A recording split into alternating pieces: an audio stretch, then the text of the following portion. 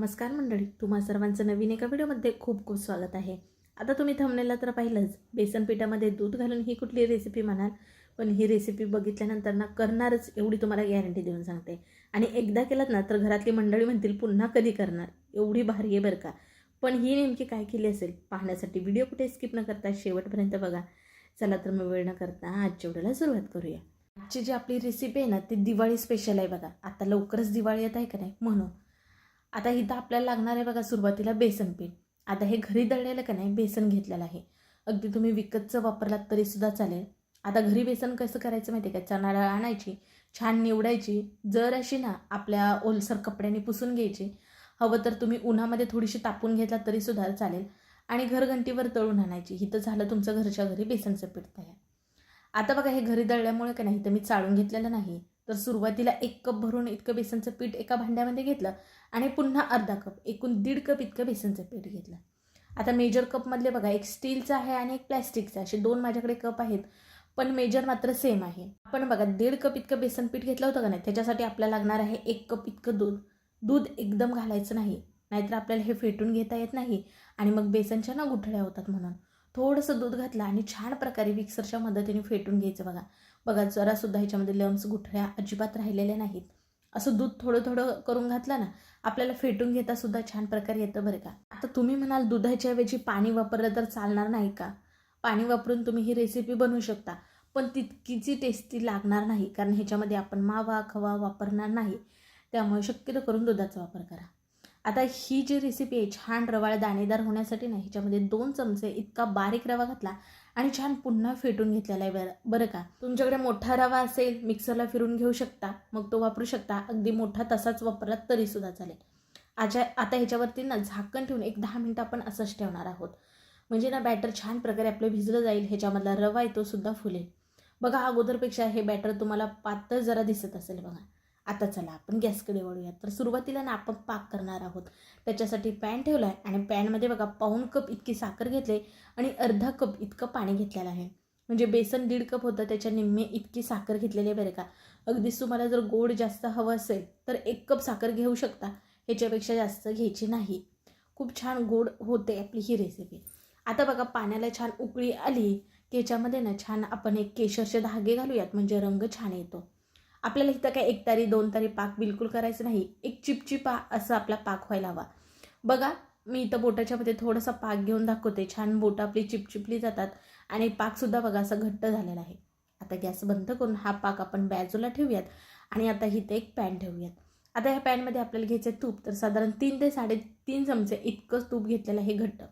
तूपसुद्धा आपल्याला अगदी जास्तीचं लागत नाही, 2 ते 3 चमचे पुरे होतं. अगदी तूप नसेल वनस्पती तूप किंवा डालडा म्हणतात ना तो वापरला तुम्ही तरीसुद्धा चालेल. आता बघा तूप आपल्याला जास्त कडकडीत गरम करून घ्यायचं नाही बिलकुलसुद्धा. हलकंच गरम झालं की आपण केलेलं बेसनचं जे बॅटर होतं ना ते घालून घेणार आहोत. आता जर तुमचं तेल इथं कडकडीत जास्तच जरा गरम झालं तर आपण जशी बेसनची पोळी वगैरे करतो बघा लगेच ती सेट होते, अगदी तसं होईल. त्याच्यामुळे ना हलकं तूप वितळलं की लगेच आपण केलेलं बेसनचं जे बॅटर आहे ना ते घालून छान प्रकारे आता फेटून घेणार आहोत. जरी तुम्हाला हे पातळ दिसत असलं तरी सुद्धा ते छान घट्ट होणार आहे बघा. आता सतत हलवत राहायचं आहे. ह्याच्यामध्ये जरासुद्धा आपल्याला गुठळ्या होऊ द्यायच्या नाहीत. गॅस मात्र बारीकच ठेवायचं आहे बरं का आणि सतत आपल्याला परतत राहायचं आहे. मला बघा आत्तापर्यंत आपण कुठली रेसिपी करत आहोत हे नव्हतं सांगितलं, पण थोडक्यात अंदाज आलाच असेल. तर आज आपण करत आहोत बेसन बर्फी. बर्फी करण्यासाठी साहित्य अगदी घरातलं हाताखालचं वापरलेलं आहे, महागडं काहीच वापरलेलं नाही. घरातल्यांना एकदा करून खायला दिलात ना तर पुन्हा कर म्हटल्याशिवाय राहणार नाही, एवढी गॅरंटी देऊन सांगते. आता बघा मिक्सर घेतला आणि त्याने छान प्रकारे फेटत आहे इथं मी, म्हणजे ह्याच्यामध्ये गुठळ्या व्हायला नको ना म्हणून. आपलं दूध घातल्यामुळे हे मिश्रण पातळ होतं का नाही, मग पूर्ण दुधाचा अंश कमी होईपर्यंत का नाही आपल्याला सतत हे चांगलं सुटसुटीत फडफडीत होईपर्यंत परतत राहायचं आहे. तुम्हाला थोड्या थोड्या वेळाने बघा इथं मी दाखवत आहे हे कसं घट्ट व्हायला लागले किंवा सुटसुटीत व्हायला लागले. पूर्णपणे ह्याच्यातला दुधाचा अंश जो असतो ना तो कमी होतो. फक्त गॅस मात्र आपल्याला कमीच करून परतत राहायचं आहे. ह्याच्यामध्ये बिघडण्यासारखं काहीच नाही बघा. अगदी पहिल्यांदा करायला घेतला तरीसुद्धा परफेक्ट जमणार आणि जास्ती मेहनतीचं सुद्धा काम नाही, जास्त साहित्यसुद्धा तुम्हाला लागत नाही. फक्त एकच तुम्हाला गोष्ट आहे ते म्हणजे हे बेसन परतायलाच थोडासा वेळ लागतो. साधारण ना 15 ते 20 मिनटं लागतात बरं का मंद आचेवरती हे असं सुटसुटीत होईपर्यंत. बघा आता आणखीन तुम्हाला हे सुटसुटीत झालं असेल, पण ह्याच्यापेक्षा आणखीन एक फडफडीत सुटसुटीत होणार आहे बरं का. आणि हे पूर्णपणे सुटसुटीत झाल्यानंतरच आपल्याला पुढची प्रोसेस करून घ्यायची आहे, तरच मिठाई ही जी आपली आहे ना जास्तीत जास्त दिवस टिकते. तर इथे जिथे मी ना बेसन पीठ वापरलं ना, तिथं तुम्ही गव्हाच्या पिठाचा सेम वापर करून ही मिठाई करू शकता. ह्याचा सुद्धा व्हिडिओ आपल्या चॅनलवरती अपलोड आहेच, तुम्ही बघून घेऊ शकता. जर कोणी बेसन पीठ खात नसेल ना, ज्यांना कोणाला चणा डाळ चालत नसेल, त्यांच्यासाठी ती रेसिपी तुम्ही करू शकता. आता बघा आपण ह्याच्यामध्ये खवा मावा काहीच वापरला नाही, पण टेस्ट छान यावी ना म्हणून एक 10 रुपयाचं दूध पावडरचं पॅकेट असतं बघा, ते संपूर्ण इथं घातलेलं आहे. साधारण 1-2 चमचे इतकं असेल आणि छान प्रकारे मिसळून घेतलेलं आहे. बघा हे मिश्रण किती सुटसुटीत झालेलं आहे, तुम्हाला इथं पूर्णपणे दाखवलेलं आहे. मग आता आपण जो तयार केलेला पाक होता का नाही, तो संपूर्ण इथं घालून घ्यायचा आहे. पण हे चांगलं सुटसुटीत झाल्यानंतर बघा मी तुम्हाला दाखवलेलं आहे किती हे सुटसुटीत झालेलं आहे. आपलं मिश्रण अगोदर किती पातळ होतं. मग ह्याच्यामध्ये आता आपल्याला हा पाक घालून ना, आता आपल्याला छान यांचा एक गोळा होसपर्यंत आपल्याला असं परतत राहायचं आहे. जरासुद्धा ह्याच्यामध्ये गुठळ्या वगैरे अजिबात होत नाहीत, फक्त सतत तुम्हाला अशा प्रकारे हलवत राहायचं आहे. छान फ्लेवरसाठी इथं थोडीशी वेलची पूड घातली आणि पुन्हा छान प्रकारे मिसळून घेऊयात. तुम्हाला हवं तर पाकामध्येच वेलची पूड अगोदरच घातलात तरीसुद्धा चालेल, पण अशी शेवटी वेलची पूड घातल्यामुळे ना तिचा सुगंध छान असा टिकून राहतो, म्हणून शेवटी घातले. आता बघा ह्यांचा छान असा गोळा तयार झालेला आहे इथे पूर्णपणे एकदम स्मूथ असा. आता आपल्याला इथे गॅस बंद करून घ्यायचा आहे. आता बघा आपण बेसनची बर्फी करणार आहोत, मग छान आकार यावं ह्याच्यासाठी ना इथं मी केक टीन घेतला आहे. थोडंसंच ना तूप सगळीकडे लावून घेऊयात, म्हणजे बर्फी कशी लगेच बाहेर निघेल. अगदी तुम्ही एखादा ताट घेतलात, त्याला तेल तूप लावून घेतलात आणि हे मिश्रण त्याच्यामध्ये घालून थापून घेतलात ना तरीसुद्धा चालेल बरं का.